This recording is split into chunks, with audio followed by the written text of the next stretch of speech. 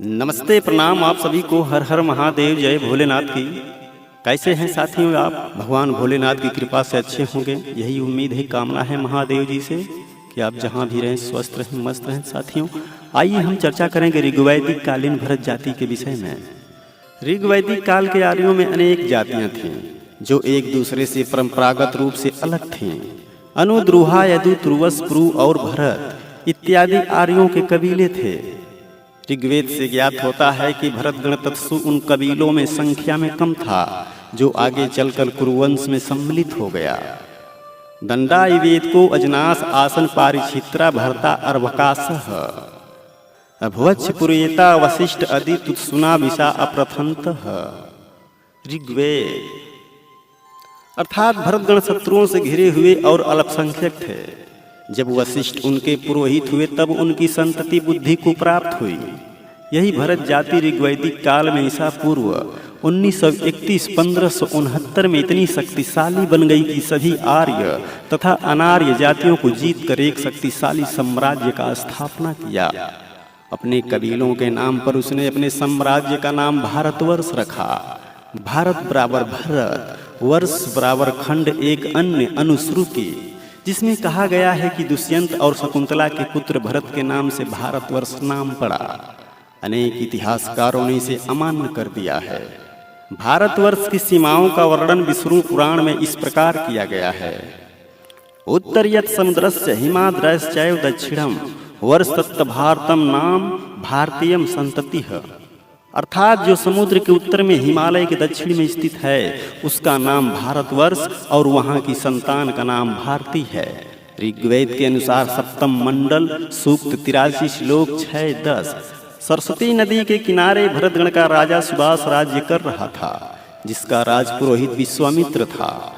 पर अनवन हो जाने के कारण राजा सुदास ने विश्वामित्र को हटाकर वशिष्ठ को अपना राजपुरोहित घोषित कर दिया। इस पर विश्वामित्र नाराज होकर 10 राजाओं को एकत्रित कर राजा सुदास पर आक्रमण कर दिया। परंतु इस युद्ध में राजा सुदास को ही विजय श्री मिली। उक्त तथ्य से ज्ञात होता है कि आर्यों के 10 राजा भरतगण का राजा सुदास के शत्रु थे। इससे इस संभावना से इनकार नहीं किया जा सकता कि राजा सुदास आर्येतर शासक रहा हो। विश्वामित्र क्षत्रिय था, उसका आर्येतर शासक का राजपुरोहित होना इस संभावना को कुछ सीमा तक पुष्ट ही करता है। बहुत से इतिहासकारों का अनुमान है कि यही भरत जाति कालांतर में भर जाति के नाम से जानी जाने लगी। हरिवंश पुराण अध्याय 33 पृष्ठ 53 को लक्ष्य बनाते हुए हेनरी एम इलियट ने कहा है कि भरत वंश भर जाति से संबंधित है। भरतस्य सुता जाता बहुत्वात्रानुकीर्ति। जयध्वज इस वंश का शासक था। इसी तथ्य को पुष्ट करने के लिए उन्होंने ब्रह्मा पुराण को भी साक्ष्य बनाया है। एक अन्य संस्कृत भाषावेत्ता गुस्तव ओपर्ट का भी मानना है कि after the Brahmi the aboriginal Indian race of the बर्स are verse claim our attention. The earliest mention of them is found in Ptolemy 7-20, where they are called Barai.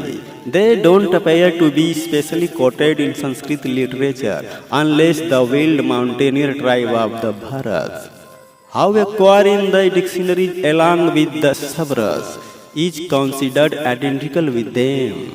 अर्थात ब्राह्मी जाति के बाद प्राचीन भारतीय जाति बरों या भरों ने हमारा ध्यान आकर्षित किया है। सबसे पहले इनका उल्लेख टालमी 7-2-20 में पाया जाता है, जहां इन्हें बढ़ई कहा गया है। संस्कृत साहित्य में विशेषतः इन्हें उल्लिखित होते हुए नहीं दिखाया गया है, जबकि जंगली पहाड़ी जाति भरतों, जो कि शब्दकोशों में सबरस के साथ पाए जाते हैं, इसी क्रम में इन्हें निरूपित किया गया है। डॉक्टर ओपर्ट बर से भर का उल्लेख करते हैं। ओपर्ट की उक्त टिप्पणी से ज्ञात होता है कि ऋग्वैदिक काल के भरत ही कालांतर में भर जाति कहलाने लगे। इसी आधार पर इलियट भरत, भर और भरपतवा सबको एक ही जाति से जोड़ते हैं। इसे ही डॉक्टर ओपर्ट कहते हैं the Bhar tribe is also known as Rajbhar, Bharat and Bharpatwa. आर्यों के 10 राजाओं द्वारा एकत्रित होकर भरतों को पराजित करने का षड्यंत्र ही था, पर इसमें वे सफल न हुए। फलतः उन्हें वेदों में ख्याति नहीं मिल पाई और भरत तिरस्कृत समझे जाने लगे। जनरल सर एलेक्स कनिंघम ने archaeological survey of India volume 17 पृष्ठ 140 पर इसी तथ्य का वर्णन इस प्रकार दिया है। We know at last that the Aryans ridiculed the Aborigines on account of their birth and gave them the nickname of Berbers or barbarians, from which we might conclude that any words containing the word or must be indigenous। अर्थात कम से कम मैं जानता हूँ कि आर्यों द्वारा देश की मूल जातियों को बर्बर कहकर उपहास किया गया है और उनका उपनाम बर्बर या बारबेरियन जंगली देहाती गंवार असभ्य अशिष्ट दिया गया है, जिसमें से हम इस निष्कर्ष पर पहुंच सकते हैं कि कोई भी शब्द जो बरीड से बना हो निश्चित रूप से उसमें स्वदेशी है। भरत जाति का ऋग्वेद में विस्तृत वर्णन किया गया है। इस जाति का राजा सुदास प्रबलतम शासकों में से एक था। ऋग्वेद के सुदास का नाम 27 स्थानों पर आया है। विष्णु पुराण का सुदास ऋग्वेद के सुदास से भिन्न है। ऋग्वेद का सुदास पिजवान का पुत्र कहा गया है। महाभारत शांति पर्व में पिजवान या पैजवान को शूद्र कहा गया है। शूद्र पैजवनो नाम। भरत जाति को शूद्र सिद्ध करने के बहुत से प्रमाण उपलब्ध हैं। पैजवान को पिजवान दिवोदास का पुत्र कहा गया है। यक्ष निरुक्त के अनुसार सुदास पिजवान का पुत्र है। भरत जाति जिसके नाम पर इस देश का नाम भारतवर्ष पड़ा, वह शूद्र जाति थी। इसे सिद्ध करने के लिए बाबा साहब अम्बेडकर ने हु वेयर द शूद्र नामक शीर्षक में पृष्ठ 114-131 पर विस्तृत लेख दिया है, जिसे doctor Baba Saheb Ambedkar writing and speech volume 7 में प्रकाशित किया गया है। इस लेख का अध्ययन करने के उपरांत प्रसिद्ध इतिहासवेत्ता डॉक्टर रमाशंकर त्रिपाठी की रचना हिस्ट्री ऑफ एशियंट इंडिया पृष्ठ 29 का अध्ययन करें तो यह तथ्य स्पष्ट हो जाता है। कालांतर में अंशतः भरत जाति कुरुवंश में समाहित हो गई, पर अधिकतर भरत जाति रूपांतरित होकर भर जाति बन गई और कुरुवंश के नाम से भी जानी जाने लगी। भारत भूमि या भारतवर्ष नामकरण कैसे हुआ, इस विषय में लोग साधारणतः भ्रम में पड़ जाते हैं, क्योंकि ऋग्वेद का भरत स्वयंभू मनु से प्रकट होता है, जबकि महाभारत का भरत दुष्यंत और शकुंतला का पुत्र माना जाता है। लोगों ने दुष्यंत और शकुंतला के पुत्र भरत से इस देश का नामकरण भारतवर्ष माना है, जबकि यह सर्वथा गलत है। इस तथ्य को गलत सिद्ध करने के लिए भागवत पुराण का एक ही साक्ष्य देना काफी रहेगा। प्रियमदो नाम सुतो मनोह स्वयं वस्वः तस्याग्निघ्रासतो नाभिरिषत्स सुस्तस्तः अवतीर्ण पुत्र संत तस्याद्रिह पारगम तेंसा वे भरतो ज्येष्ठो नारायण परायणः विख्यातम वर्ष मेध धत्रामना भारत मुंत प्रभ। स्वयंभू के पुत्र मनु को एक पुत्र जिसका नाम प्रियमदा था, उसका पुत्र अग्निद्र हुआ, उसका पुत्र नाभि हुआ, नाभि को एक पुत्र ऋषभ हुआ, ऋषभ के 100 पुत्र हुए जो वेद ज्ञाता थे। उनमें से भरत ज्येष्ठ था जो नारायण का भक्त था। इसी के नाम से इस पवित्र धरती का नाम भारत पड़ा।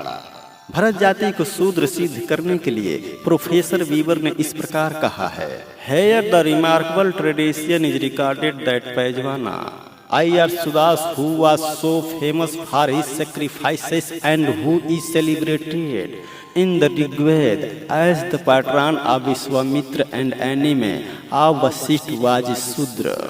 इसी तरह महाभारत के शांति पर्व अध्याय 60 श्लोक 38-40 में भी पैजवान को शूद्र कहा गया है, जो भरत जाति का शासक था। अनेक प्रमाणों के आधार पर हम इस निष्कर्ष पर पहुंचते हैं कि भरत जाति इस देश की मूल निवासी थी। इस जाति से आर्यों से ही नहीं, अनार्यों से भी भीषण युद्ध करना पड़ा। इस बहादुर जाति के प्रबल शासक सुदास से अकेले सभी 30 राजाओं से युद्ध करना पड़ा, जिनके नाम हैं शिन्नी तुर्वस द्रुहा कवस पुरु अनु भेद संबर वैकर्ण अन्य वैकर्ण यदु मत्स्य पक्त भालन अलीना विशानिन अज शिव शिग्रु यछु यधमादि यादव देवक मान्य मना चाप मना सुतु उछत श्रुत बुद्ध मनु पृथु। उक्त सभी आर्य तथा अनार्य राजाओं को पराजित कर अपने साम्राज्य का नाम उसने भारतवर्ष रखा। इसी भरत जाति को भर जाति भी कालांतर में कहा गया, जिसे अनेक इतिहासकारों ने स्वीकार किया है।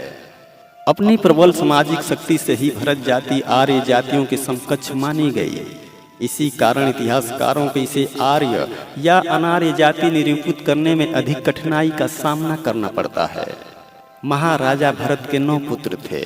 महाभारत आदि पर्व के अनुसार महाराजा भरत एक शक्तिशाली और आदर्शवादी सम्राट थे।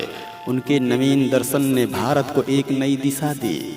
अपने 9 पुत्रों को वे राज सत्ता हस्तांतरित न करने में इतनी दृढ़ इच्छा शक्ति का जो उन्होंने परिचय दिया, वह इतिहास का एक उज्जवल आदर्श प्रस्तुत करता है। भरतों का कुरुवंश में समाहित होने का एक प्रमाण मिल जाता है।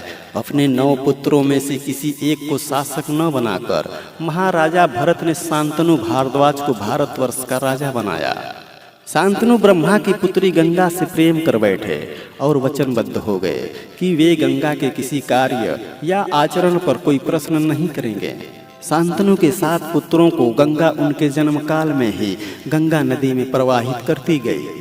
जब 8वां पुत्र पैदा हुआ तो शांतनु ने नदी में गंगा द्वारा पुत्र को प्रवाहित करने से रोका और प्रश्न किया। इस 8वें पुत्र का नाम देवव्रत भीष्म पितामह रखा गया। गंगा ने शांतनु का त्याग कर दिया। दासराज मल्लाह की पुत्री सत्यवती से बाद में शांतनु ने इस शर्त पर विवाह कर लिया कि उसी का पुत्र राज्य का वास्तविक उत्तराधिकारी होगा। चित्रांगदा तथा विचित्रवीर्य नामक 2 पुत्र सत्यवती से जन्मे। एक युद्ध में चित्रांगदा के मारे जाने पर विचित्रवीर्य राज्य का उत्तराधिकारी बना। इस प्रकार हम देखते हैं कि महाराजा भरत ने जो आदर्श प्रस्तुत किया वह भारत के इतिहास में बहुत कम देखने को मिलता है। भरतवंश का कुरुवंश में आंशिक रूप से विलय माना जाता है। आर्यों ने बहादुर भरत जाति भारत की मूल जाति को अपने में समाहित करने का प्रयास किया, या यो कहें कि भरत जाति आर्यों को सादर अपने में मिलाने का प्रयास किया। कुरुवंश का इतिहास में अनेक बार भुलाकर भरत जाति या नागवंशियों से युद्ध भी किया और उन्हें राज्यच्युत किया। महाभारत कुरुओं और नागवंशियों से अनेक युद्ध होने के प्रमाण मिलते हैं। भरत का आदर्शवाद और कुरुओं का एहसान के बदले हड़प नीति का ऐसा उदाहरण मिलता है जिसे कहा जा सकता है कि मानव धर्म का जो विशाल हृदय भारत की मूल जातियों में पाया जाता था वह आर्यों के कबीलों में कहीं मौजूद नहीं था। महाराजा भरत अपने 9 पुत्रों को राजा न बनाकर आर्यों में कुरुवंश के शांतनु को राजा बनाया, पर बाद का इतिहास गवाह है कि भरतों को कुरुओं ने किस तरह रौंदा। विशाल हृदयवादिता को कुरुओं ने आर्य नीति के अंतर्गत कुचल डाला।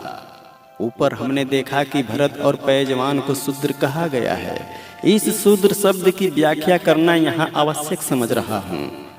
अनार्य और आर्य 2 भिन्न जातियाँ थीं। अनार्य इस देश के मूल निवासी थे, इनमें द्रविड़ों का समावेश था। आर्य बाहर से आए। दोनों जातियों की अपनी अलग अलग लिपि थी।